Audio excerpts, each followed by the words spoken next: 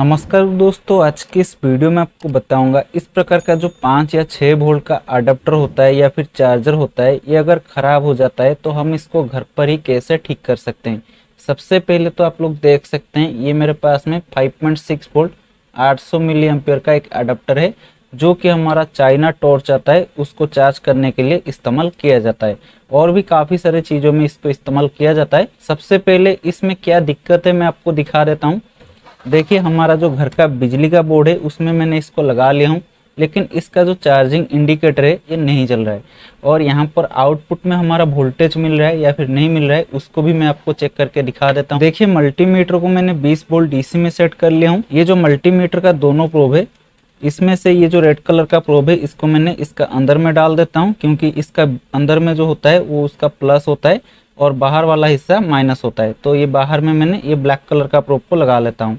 तो देख सकते हैं हमारा यहाँ पर 1.8 1.9 वोल्ट आ रहा है, लेकिन ये जो हमारा अडेप्टर है ये हमारा 5.6 वोल्ट का है। इसका आउटपुट में 5.6 वोल्ट मिलना चाहिए। तो यहाँ पर हमारा बहुत ही कम वोल्टेज मिल रहा है और इसका एलईडी लाइट भी नहीं चल रहा है। तो चलिए इसको कैसे ठीक किया जाएगा इस वीडियो में बताऊंगा। सबसे पहले अच्छे से खोलना पड़ेगा। इसको खोलने के लिए इसमें स्क्रू होता है, और अगर स्क्रू नहीं है तो आप क्या करिए, ये चाकू लीजिए और चाकू को यहाँ पर ये जो साइड वाला हिस्सा होता है इसमें आपको चाकू को फंसा के इसको इस प्रकार से ऊपर की तरफ उठाना है। तो ये आपका जो अडेप्टर है या फिर चार्जर है ये खुल जाएगा। लेकिन इसमें हमारा स्क्रू है, तो ये जो स्टिकर देख रहे हैं कंपनी का स्टिकर लगा हुआ है, इसको सबसे पहले निकाल लेते हैं।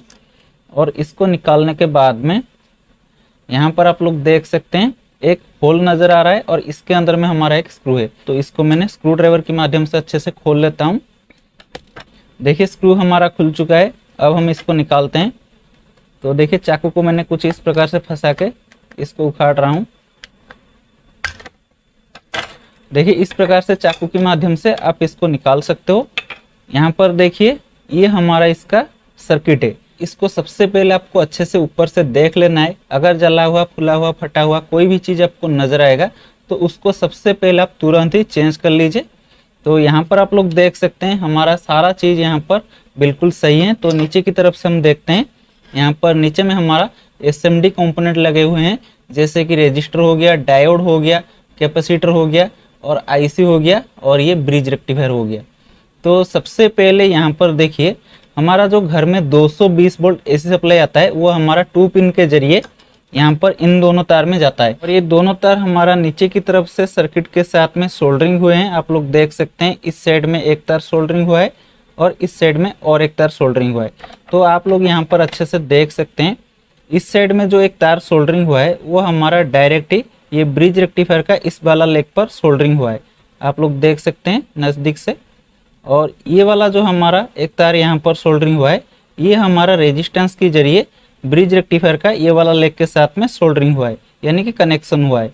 तो यहाँ पर जो रेजिस्टेंस लगे हुए हैं, यहाँ पर आपको 2 रेजिस्टेंस मिल सकते हैं या फिर 1 रेजिस्टेंस मिल सकते हैं। और ये जो रेजिस्टेंस होते हैं ये हमारा फ्यूजेबल रेजिस्टेंस होते हैं, यानी कि अगर हमारा कभी भी बिजली का झटका मारता है या फिर कहीं भी हमारा शॉर्ट सर्किट होता है तो हमारा ये सर्किट को प्रोटेक्शन करने के लिए इस प्रकार का जो फ्यूजेबल रेजिस्टेंस होते हैं ये जल जाते हैं और हमारा ये पूरा सर्किट को प्रोटेक्ट दे देते हैं। तो ये जो हमारा फ्यूज रेजिस्टेंस होते हैं ये जल जाने से हमारा यहाँ पर सप्लाई ही नहीं आ पाता है, यानी कि हमारा जो 220 वोल्ट होता है वो हमारा नहीं आ पाता है ये ब्रिज रेक्टिफायर में।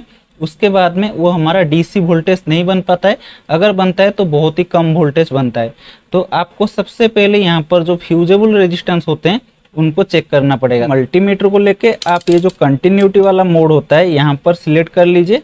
उसके बाद में हमारा जो मल्टीमीटर का दोनों प्रोब है इनको क्या करना है, ये जो रेजिस्टेंस का 2 लेग होता है दोनों लेग पर मल्टीमीटर का दोनों प्रोब को लगाना है। आप उल्टा सीधा जैसे भी लगा सकते हो प्रोब को, यहाँ पर सिर्फ प्रोब को लगाना है।